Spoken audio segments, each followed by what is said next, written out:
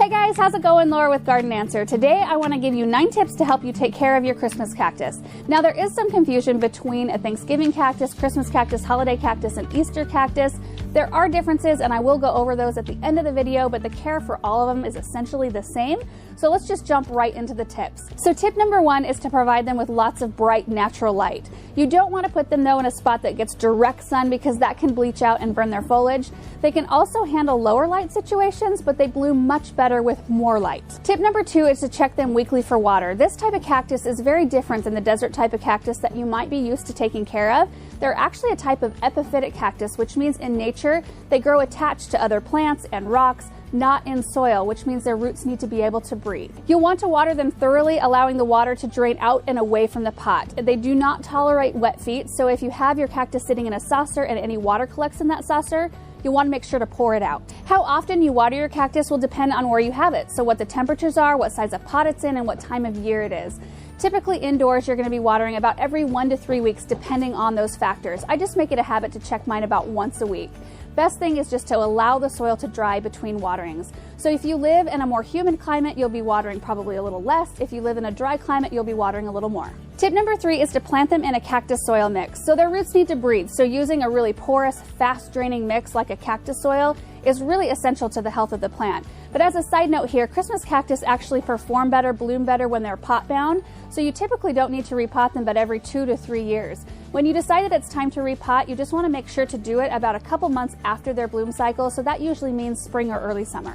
Tip number 4 is that Christmas cactus like the same temperatures we like, which usually means a range between about 65 to 75 degrees with slightly cooler temperatures at night. Now in order for them to set and maintain their flower buds, they do need quite a bit cooler temperatures, but I'll talk about that in a second.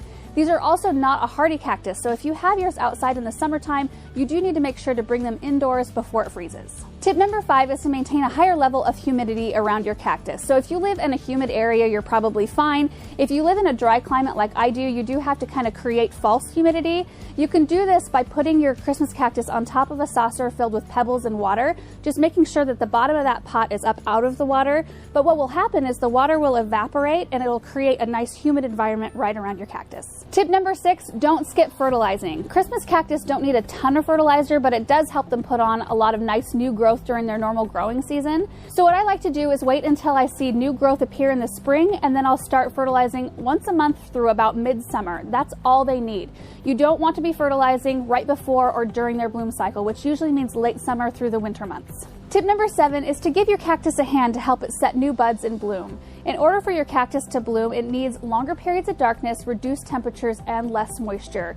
You'll usually want to start this process about 6 to 8 weeks before you want it to start to bloom, which usually means late September to October. You want to put them in a spot that gets complete darkness for 12 to 14 hours and temperatures ranging from about 50 to 55 degrees.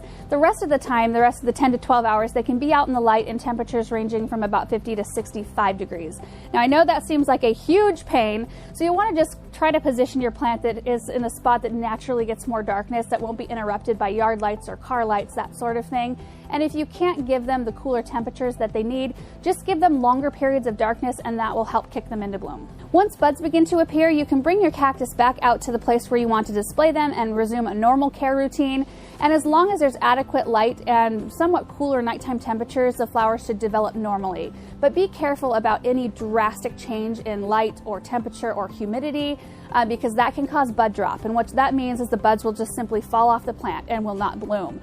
It's a common problem and it's usually just because there's a drastic change in their environment. So if that is the case, if you're bringing them out of this cool kind of dark area and you've got them in a really warm, bright spot, you'll want to slowly acclimate your plant back out to that area. Tip number 8 is to prune yearly if needed. If your plant is a nice, beautiful shape, you don't need to worry about this, but if you've got an unruly or gangly looking plant, pruning it back can really help it branch out a lot better. It's really easy to do. You just simply cut between 2 leaf segments. It's very easy to identify.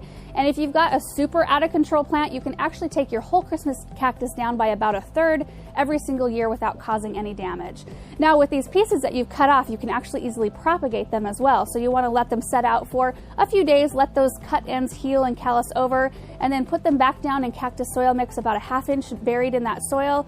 Keep them lightly moist, and in about 2 weeks they'll have new roots. Tip number 9 is to keep an eye out for stress, disease, and insects. So let me go over these real quick.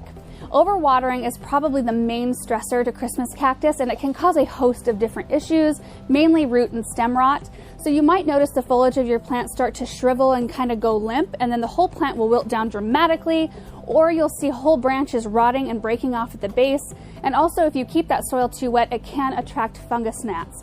So the best course of action to avoid all of these problems is to just, number one, not overwater in the first place, to allow that soil to dry out between waterings, and then also to consider putting your cactus in a breathable terracotta clay pot rather than keeping it in its plastic nursery pot. If you notice any of these problems starting, the best thing to do is remove the cactus from its pot. Try to remove as much soil as you can from around its roots. If there are any rotten looking roots, you can take those out and then repot it in fresh, sterile cactus mix. Thankfully, this type of cacti isn't really prone to insect problems, but if you notice a problem arising, best thing to do is take a picture, take it down to your local garden center, and they can help you out finding the right insecticide for the type of insect that you have. So overwatering is the biggest problem, but on the other hand, if you notice your cactus kind of starting to take on a reddish hue, that either means that it's in too much sun or it's not getting enough water, and those are easy things to adjust. So basically, it's just a good idea to keep your eye out on your plants so that if you see any of these types of problems starting, you can head them off before they become a major issue. So those are my 9 tips. Now, in the beginning of the video, I said I would go over the differences between the different type of cacti. You may have heard them referred to as Thanksgiving cactus or Christmas cactus or holiday cactus, which encompasses both of those two, or Easter cactus. So there are some slight differences. So the Thanksgiving cactus and Christmas cactus are actually part of the same family of plants, but they bloom at slightly different times. So Thanksgiving cactus have pointier leaves, and they bloom usually November into December, and then your Christmas cactus have more rounded scalloped leaves, and they bloom December into January. The Easter cactus actually belongs to a completely different plant group, even though it looks really similar, and they bloom in the spring right around Easter time, and they have more scalloped leaves as well. All 3 of these are tropical epiphytic cactus native to the rainforests of Central and South America. So they're very different, like I said, than the desert type of cactus that you and I are probably most used to taking care of, because they're found in nature attached to trees and rocks. They're not growing in soil. They're not parasitic, though. They don't draw nutrients or take nutrients from wherever they're attached. They'll naturally attach themselves to the crotch of trees or hollows of rocks or anywhere where natural debris will collect and decompose. And that type of medium, that loose medium, is perfect because the moisture can come in and go away really quickly, leaving their roots really able to breathe nicely. Around this time of year, most of what you're finding at your local garden centers or the grocery store is your actual Thanksgiving cactus, because they're much easier to ship and handle than Christmas cactus because they tend to be a lot leggier. But all of this to say, all 3 types of cactus require basically the same amount of care. It's just a difference of when you are forcing them into their bloom cycle. So that's it, you guys. I hope this video is helpful. If it was, leave a like down below, and we will see you in the next video. Bye.